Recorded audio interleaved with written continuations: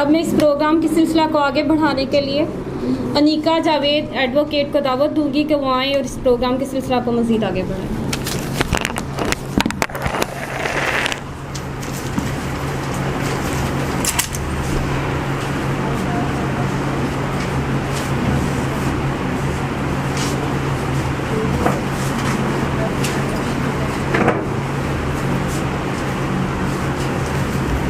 अस्सलाम वालेकुम।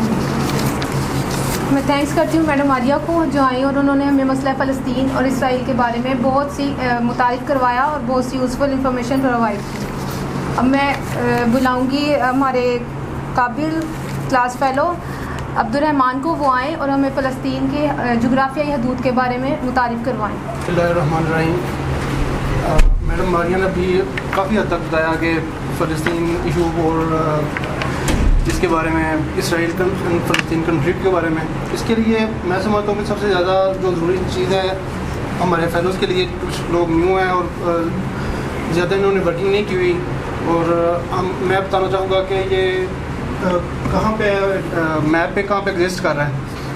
अगर देखा जाए तो ये एकदम मिडल ईस्ट में ये है, जहाँ पे अगर कैमरा मैन जूम करेंगे तो दिखा पाएंगे इधर वीडियो में भी कि ये है। इसलिए अगर मैप बनाया जाए, ये नक्शा एक मैप बनता है इसराइल का। बिफोर द एंड ऑफ 1970 जो थी वर्ल्ड वार 2 के एंड पे, ये टोटल फ़लस्तीन का एरिया हुआ करता था। फिर ऐसा ऐसा यहाँ पे ड्यूज़ आबाद होना शुरू हो गए, और 1948 में जो यूएस मिलिटेंट्स थे उन्होंने तकरीबन 7.5 मिलियन फ़लस्तीनियंस को जो था वो यहाँ से एक्सपेल कर दिया था इस एरिया से। और ये ऑलमोस्ट सिर्फ 2 जगह पे रह गए थे। एक इधर इसको गजा स्ट्रिप कहते हैं, ये गजा स्ट्रिप है, और ये एरिया वेस्ट बैंक है। ऑलमोस्ट ये एरिया वेस्ट बैंक का बनता है पूरा। अब इसमें हुआ क्या, अगर 1967 की जो अरब इसराइल वार थी, जिसको 6 डेज़ वार कहा जाता है, इन्होंने यहाँ पे यरूशलेम है, वेस्ट बैंक का ये जो एरिया है, इसको ऑक्यूपाई कर लिया और तकरीबन 3 मिलियन पीपल्स को एक्सपेल कर दिया।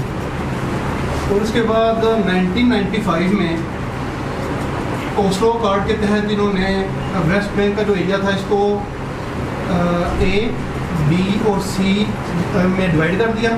ए वाला पोर्शन जो था इसमें पैलेस्टीन के पास था, सी इसराइल के पास, और ये जो था ये जॉइंटली ऑपरेट करते थे, ये और बी पार्ट जो है। इसमें ये जानना ज़रूरी है कि ये लोग कैसे मतलब अपने काम कर रहे हैं और इन्होंने अचीव क्या कर रहे हैं और हम क्या करना चाहिए और हमारी क्या जिम्मेदारियाँ हैं। इसके लिए अगर हम देखें तो इन्होंने 2008 में ऑलमोस्ट 1400 जो हैं वो 1440 फ़लस्तीनियों को किल किया है, और इसके बदले में इसराइल के 13 लोग सिर्फ मरे हैं। और इसी तरह 2014 में जो इनका कॉस्ट ऑपरेशन था, इसमें 2100 पीपल्स को किल किया और 73 जो जूस थे फ़लस्तीनियों को शहीद किया, और 73 जो जूस थे वो किल हुए। ये हर 5-7 साल बाद जो है ना वो एक सो कॉल्ड वार स्टार्ट कर देते हैं और क्लेम करते हैं कि जनाब ये हमारे फ़लस्तीनियन जो हैं हमें अटैक कर रहे हैं और इसके बदले में हम डिफेंस कर रहे हैं। हालांकि ऐसी बात बिल्कुल भी नहीं है। अभी रिसेंटली जो 10 मई को इन्होंने अटैक किया फ़लस्तीन पे, इन्होंने अभी तक जो है वो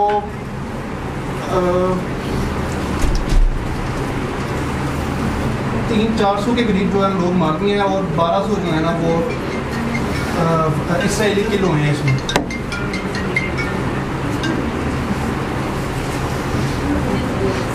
और जैसे मैं बता रहा हूँ पहले कि हर 5-7 साल के बाद खामोश हो जाते हैं, और फिर जो नए अपने मकसद और गोल लेके जो है ना वो आ जाते हैं फील्ड में। इसमें सबसे जो इम्पोर्टेंट चीज़ थी वो ये थी कि आप सब लोगों ने वीडियोस में देखा होगा, रिसेंटली वीडियोस देखे होंगे आपने कि बम्बार्डमेंट हो रही है रात के वक्त, रॉकेट्स फायर कर रहे हैं। हमास ने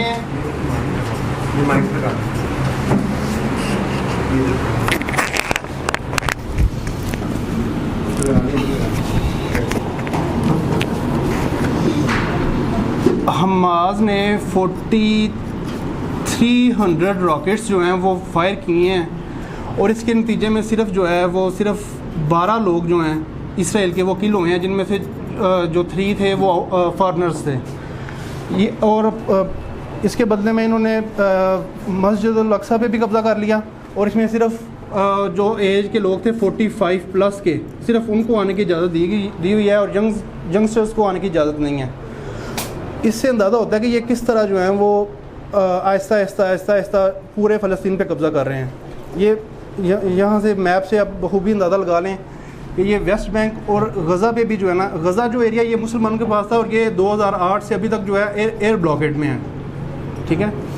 और यहाँ पे मैं समझता हूँ कि ये इनकी सेल्फ डिफेंस थी या स्टूपिडिटी थी। मैं नेक्स्ट आने वाले फेलोज से या सर से जो चीफ गेस्ट हैं उनसे रिक्वेस्ट करूँगा कि ये बताएं ये इन्होंने अपने सेल्फ डिफेंस में किया है या इनकी डिफेंस स्ट्रेटजी क्या थी कि इन्होंने 4300 जो रॉकेट्स फायर किए हैं और सिर्फ 12 लोग मरे हैं और उसके बदले में इन्होंने 300-400 लोग और इंक्लूडिंग 66 चिल्ड्रन जो थे वो इन्होंने किल कर दिए हैं, शहीद कर दिए हैं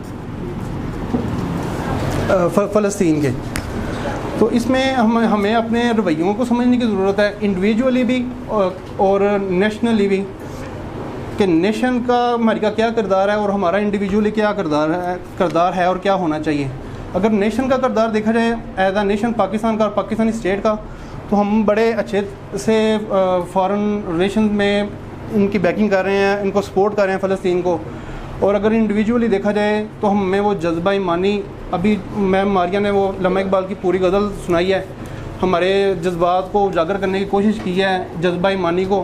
लेकिन मैं नहीं समझता कि अभी हमारे अंदर वो जज्बा ईमानी जो है वो पैदा हुआ है, क्योंकि हमने कोई एहतजाज की कॉल दी, पूरी दुनिया एहतजाज कर रही थी फ़लस्तीन के हक़ में, पाकिस्तान में कोई भी एहतजाज रिकॉर्ड नहीं हुआ।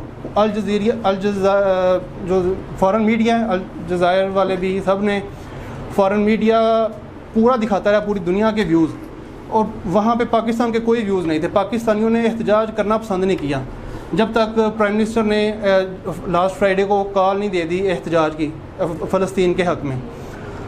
और हम इकबाल की नज़में तो पढ़ रहे हैं, लेकिन हमारे अंदर वो इकबाल की जो रूह है वो ताज़ा नहीं हो रही। हमें चाहिए कि जो शॉर्ट टर्म प्लान है वो ये है कि हमें चाहिए कि हम प्रेसिडेंट को, सेक्रेटरी को बताएं जाके कि कम से कम कोर्ट की हद तक, तो हम पढ़े लिखे लोग हैं, हम कोर्ट की हद तक जाके को अपना एहतजाज रिकॉर्ड करवा सकते हैं या सेमिनार कंडक्ट करवा सकते, लेकिन ऐसा कुछ भी नहीं हो सका। तो इस पर मैं चाहूँगा कि सर मज़ीद रोशनी डालेंगे। Thank you very much.